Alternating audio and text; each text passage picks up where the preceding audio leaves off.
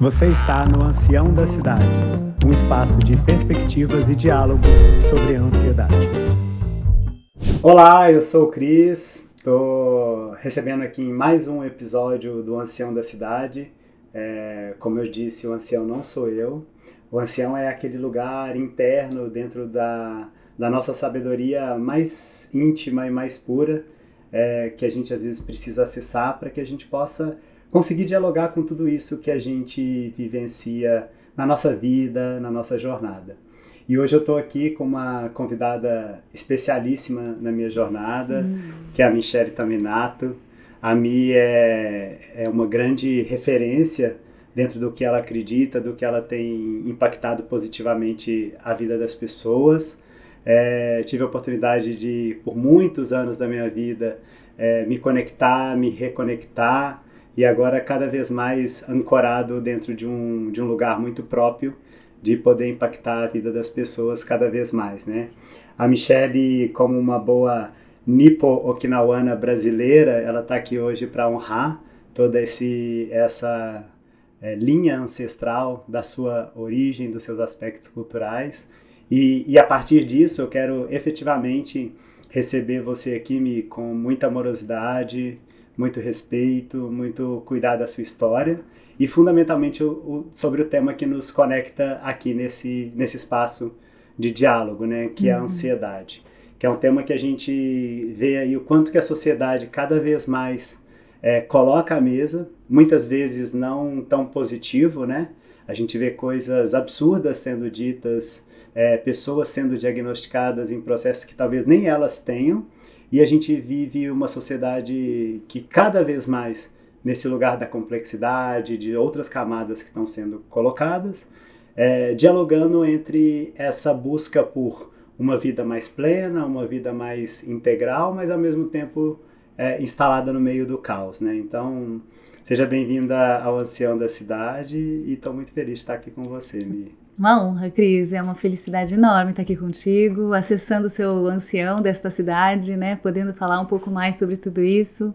Então, trazendo um pouquinho mais, sim, sou Michele Taminato, sou nipo-okinawana brasileira, como o Cris acabou de comentar, e eu acho que é tão importante a gente poder pensar, porque muito da nossa sabedoria que eu tenho visto hoje vem muito forte da ancestralidade das nossas raízes.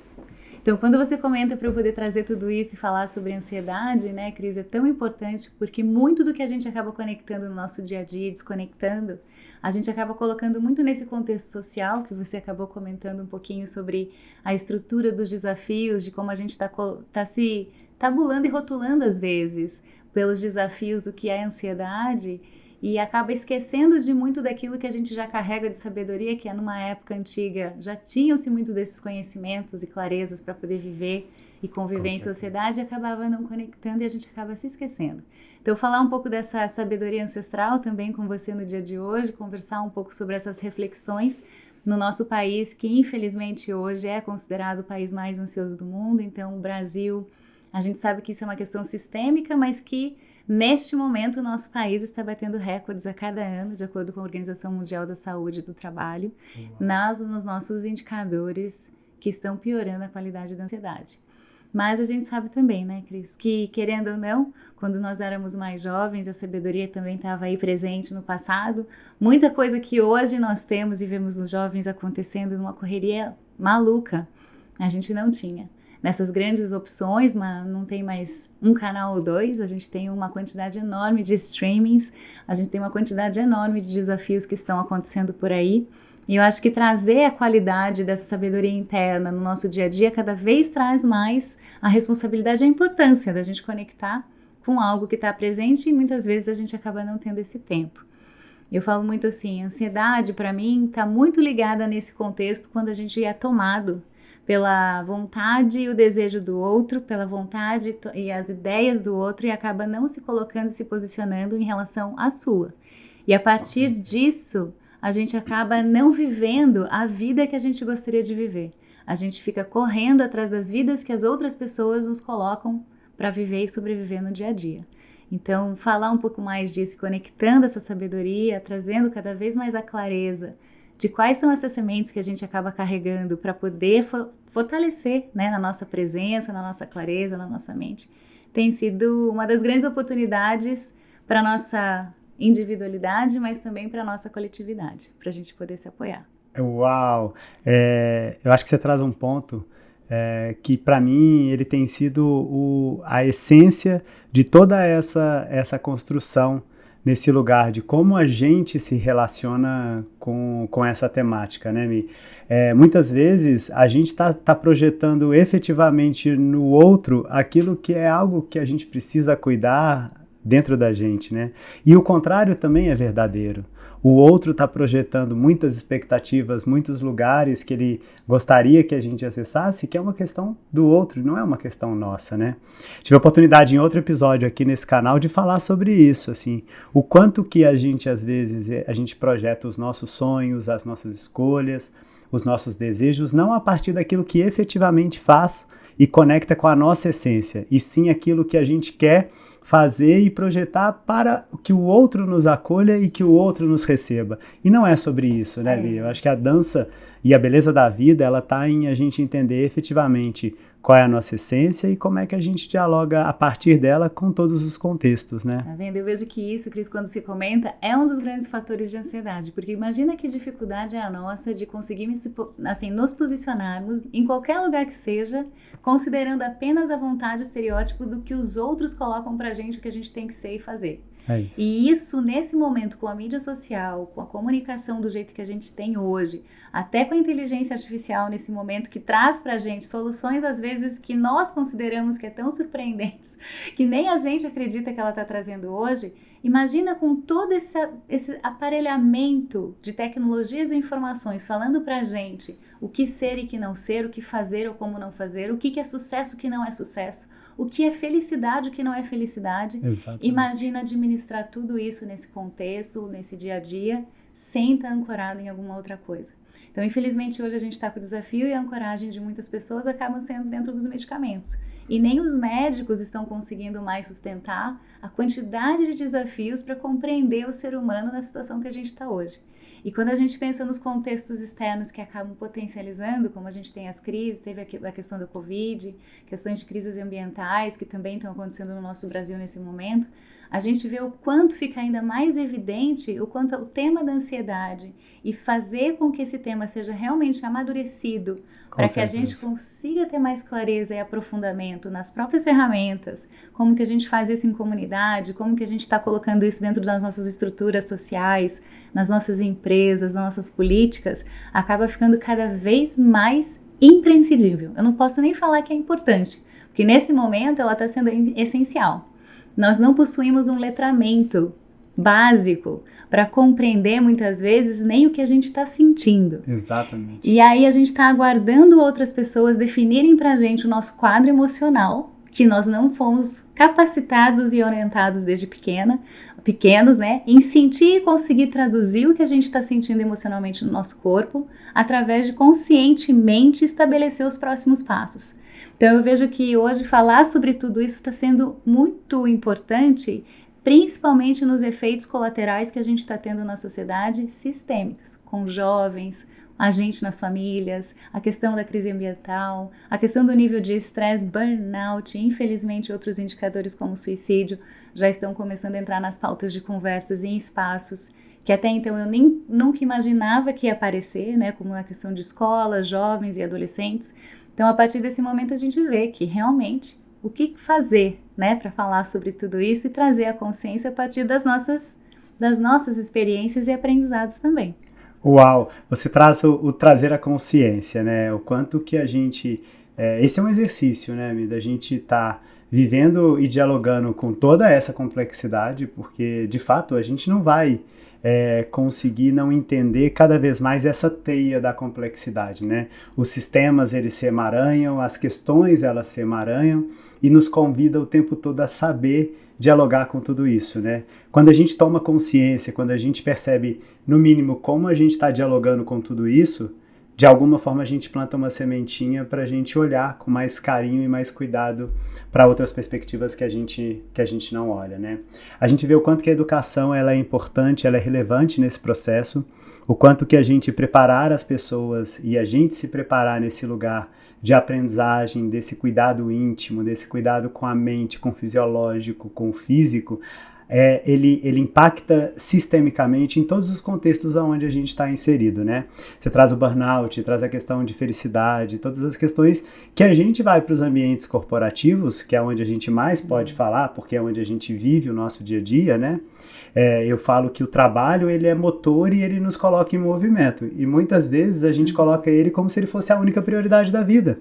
E aí, nesses ambientes, quando a gente se insere, a gente vê efetivamente as pessoas adoecendo, as pessoas sendo medicadas até pelos próprios colegas do ambiente de trabalho. E a partir disso, a gente criando um movimento onde ser medicado e estar medicado é positivo, aonde se entregar sem cuidar para um contexto e viver de forma desonrosa mesmo, a forma como a gente lida nesses ambientes, isso tudo a gente fica valorizando, né? Quando a gente vê um mundo pedindo mais calma, mais presença, mais cuidado, mais amorosidade. Isso vai colocando na pauta de todas essas questões na nossa mesa uma discussão que a gente não sabe efetivamente quais são os melhores caminhos para trilhar, né? Trazendo isso para níveis de consciência, como é que você percebe o que você poderia trazer a partir do seu lugar de fala?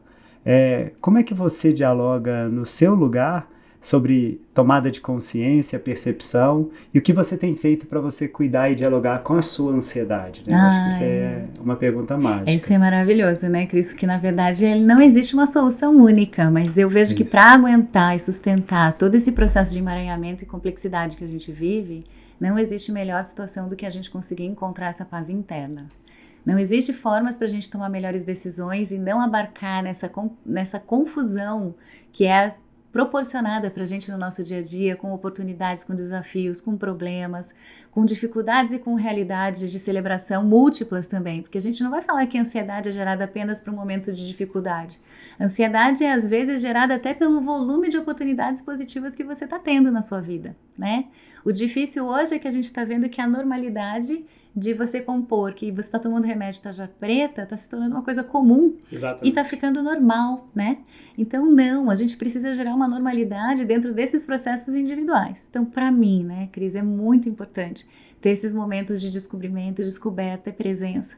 Eu acho que muita gente que trabalha comigo e está no meio empresarial não consegue nem imaginar a quantidade de retiros e projetos de autoconhecimento que eu faço, que a minha tranquilidade, amorosidade, clareza, leveza e assertividade nos negócios vem de um lugar de muito trabalho interno, e que esse trabalho interno não é uma coisa do dia para a noite, não é simples.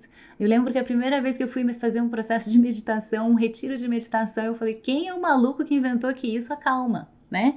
Então, quando a gente começa a pensar, sentir, florescer, participar, experienciar, e eu acho que para mim, que vivo da experiência, né, Cris, para mim é muito fundamental. Eu posso ter um livro falando de um PhD, que isso, aquilo é importante, é fundamental.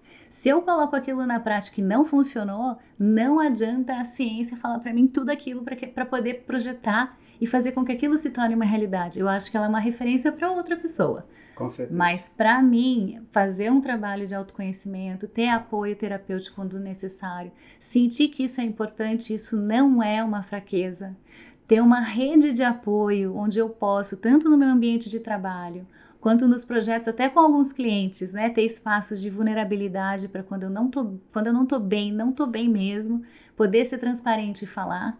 E quando está nesse movimento turbulento de desafios e de oportunidades, sempre buscar espaços na minha agenda ou nas minhas práticas que eu possa ter um contato com a natureza, que eu tenha o meu espaço para meditar sim. Se eu não tiver uma hora, que eu tenha 15 minutinhos, faça prática de exercício físico, trabalhe com a consciência da minha alimentação. Então, quando a gente começa a pensar nas soluções que eu busco para me ancorar e manter uma tranquilidade em toda essa rotina, eu vejo que não existe uma única fórmula, mas uma coisa eu tenho, assim, para mim é único, é a autorresponsabilidade, é a autoconsciência. Que todo esse processo externo gerado pela ansiedade externa, ela só vai ecoar em você se você não estiver dando oportunidade de trabalhar a tua calmaria interna. A ansiedade externa vai estar refletindo dentro de você com força quando você não estiver preparado para colocar a sua segurança, a sua calma, a sua lucidez como um espelhamento contrário. E não é fácil. Por isso que ter uma comunidade, ter um companheiro, uma companheira, uma família que também te promova espaços para essa saúde é importante. Porque tem momentos da vida, e agora também, né? Na hora que eu encontrei essa fórmula, não quer dizer que ela funcione sempre. Com certeza. Como qualquer ser humano, tem momentos de ups and downs, ela oscila, mas eu tenho a clareza que grande parte dessa minha possibilidade de trazer a calmaria dentro da minha vida está muito ligada à minha autoconsciência em relação ao meu autocuidado. Uau, assim, a gente traz autorresponsabilidade, autoconsciência, autocuidado, e esse diálogo de como que a gente se prepara e se oportuniza efetivamente a nos colocarmos como prioridade, né? Eu tenho feito esse exercício diariamente.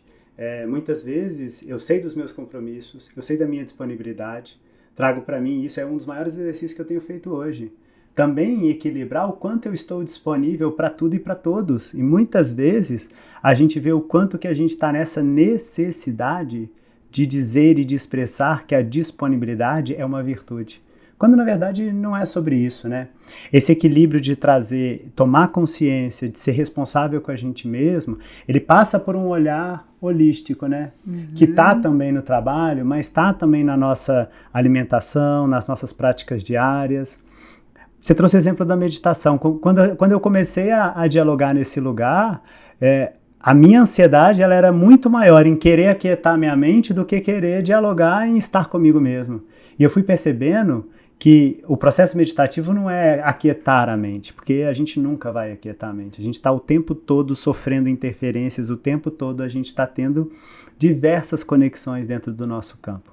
Mas é muito sobre como a gente traz consciência para como a gente funciona e como a gente consegue trazer centramento para a nossa energia principal, né? Para o nosso centro de poder do nosso corpo, né? Porque quando a gente percebe e a gente dialoga com isso, a gente traz virtuosamente a nossa essência. E a nossa essência mostra quem realmente a gente é, né, Mi? Isso, é lindo isso, né, Cris? Porque é isso, a meditação ela traz a possibilidade da gente entender que o que a gente quer nem sempre a nossa mente nos permite acessar. E eu acho que isso é fundamental. Quando a gente começa a tomar consciência que na meditação é uma forma de você domar a sua mente, mais do que você colocar e fazer com que ela não funcione. É como que você utiliza aquele momento presente para você resgatar questões que você não acessa só com o racional, que você vai acessar através de intuição, de questões somáticas do seu corpo, histórias que muitas vezes você nem estava lembrando que já fizeram parte da sua vida. Então é muito bacana quando a gente começa a pensar nesse contexto e trazer a clareza que tudo que vai poder trazer para a gente a liberdade de não estar sendo tomado, né, pela decisão e opinião e história de outras coisas, inclusive da sua própria mente, que vai estar condicionada assim a muitas questões culturais, crenças sociais, crenças individuais, crenças intergeracionais. Então, quando a gente começa a pensar em todo esse estabelecimento do quanto realmente a gente tem a liberdade de realmente tomar nossa decisão com base em algo que é sábio, é da sabedoria ancestral, é do nosso ancião, é da nossa anciã interna, e não é condicionamento, seja da mente, seja da sociedade, seja dos padrões estabelecidos pra gente, o que a gente tem que fazer ou não tem que fazer, aí sim eu acho que a gente encontra uma liberdade num contexto tão caótico e faz com que a gente consiga viver essa plenitude e serenidade, que é, de uma certa forma, duas formas, né, de aliviar o nível de estresse e ansiedade que a gente está vivendo hoje na nossa sociedade. Mas é uma busca que a gente precisa compor, né, Cris? Não é algo do dia para a noite. Com certeza. E aí a gente vê, dentro dos nossos comportamentos e dentro de tudo isso que a gente dialoga nas nossas perspectivas, o quanto que isso é difícil, né? Eu vejo também no meu lugar aqui, eu já entendi como é que eu funciono. Tantas imersões, tantos retiros, tantas coisas nos possibilitam isso também. Eu acho que a gente tem que usar isso a nosso favor. Eu já sei como eu funciono, mas várias vezes eu me coloco nesse lugar. Poxa vida, por que eu não estou agindo nesta situação, sabendo como eu funciono, sabendo como aqui dentro essa máquina, né? Porque a gente acaba nesse lugar de funcionamento mesmo, a gente acaba trazendo para dentro da nossa perspectiva muita cobrança, muito contexto, e que mesmo sabendo como as coisas acontecem, mesmo sabendo como funciona, a gente perde a mão. Eu perco a mão toda hora, e toda hora eu trago para dentro de mim e falo, calma, tá tudo bem.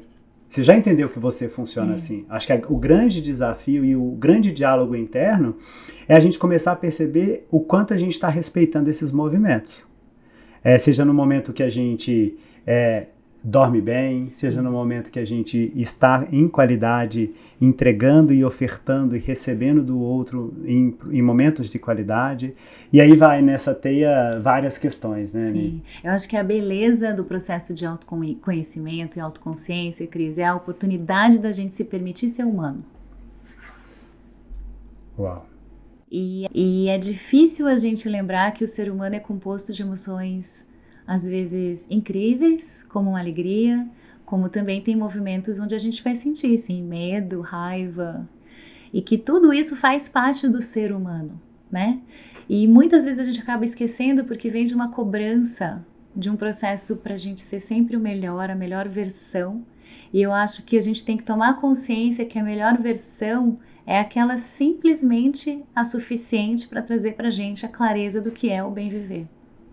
Se naquele bem viver o ser humano está ali e está um pouco mais corrido, né, para poder desenvolver aquilo, teve um momento específico ali que está um pouco mais desafiador, está mais estressado, não está cumprindo com aquilo que se autoestabeleceu, né, eu tenho que ter 8 horas no máximo de trabalho, 2 horas de alimentação, 1 hora de meditação, 1 hora de meditação de manhã, outra à noite, não estou conseguindo fazer, não consegui comer o prato ideal, a gente não está conseguindo se acolher, e a gente não está conseguindo ter o autocuidado e o autorrespeito.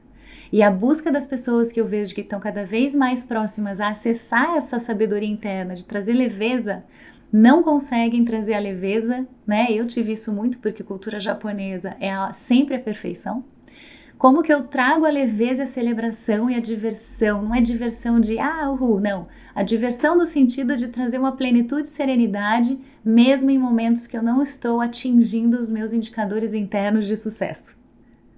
Então, a gente acabou condicionando tudo aquilo que a gente busca fora. Meta, KPIs, resultados, aquela coisa nada toda que a gente conhece, né, Cris? Sim. Para dentro. Como se as regras fossem as mesmas. Que a gente estabelece que pra gente ficar feliz, tem que ficar feliz sempre, então eu não posso ter. Aí tem esse movimento todo da toxicidade. A gente fala agora tanta coisa importante pra gente se acolher, pra gente se respeitar e deixar também que esse movimento, né, de bem-estar, de felicidade, de qualidade de vida, de autoconhecimento, não vire mais um bem-estar wash, né, que a gente fala em inglês do greenwash, não sei o que lá, wash. Não seja isso. E que ele seja respeitado com a singularidade que cada ser humano tem e é.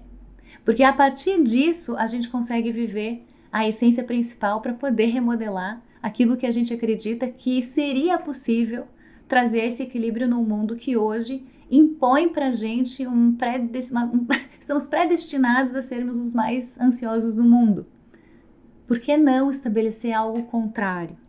E ver que a ansiedade não quer dizer sempre estar mal, e também não quer dizer que está tudo errado, porque a gente está num momento que a gente vive cada vez mais uma complexidade de todas essas oportunidades. Mas existe sim, dentro dessa condição, uma forma da gente encontrar essa paz interna e a partir disso reverberar dentro dos espaços onde a gente está uma condição com mais sanidade, clareza e lucidez. Eu tô aqui observando, já não sei nem mais o que eu falar depois de ouvir assim, porque nossa, você tocou num lugar muito importante para mim, que é uma busca constante, assim, dessa clareza e essa conexão da clareza com o lugar da essência, né?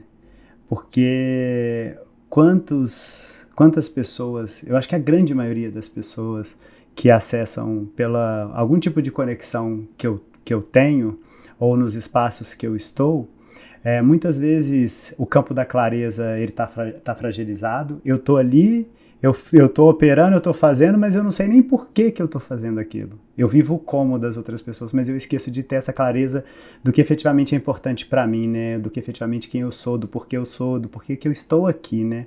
E junto disso, como é que a gente vai para esse lugar mesmo da gente se entender como parte E sendo parte, saber que para aquela parte que compõe o todo, fazer com que o todo seja muito mais incrível, a gente tem que fazer a nossa parte como parte, né? Então, você foi num lugar, e aí você trouxe os indicadores, você trouxe toda essa construção, que muito a gente vê nos ambientes corporativos, nos ambientes sociais, a gente dissociando o cuidado com o ser humano e somente setando a partir de desafios que a gente quer alcançar. Então você precisa alcançar uma meta, e é essa meta que vai fazer você ser uma pessoa melhor.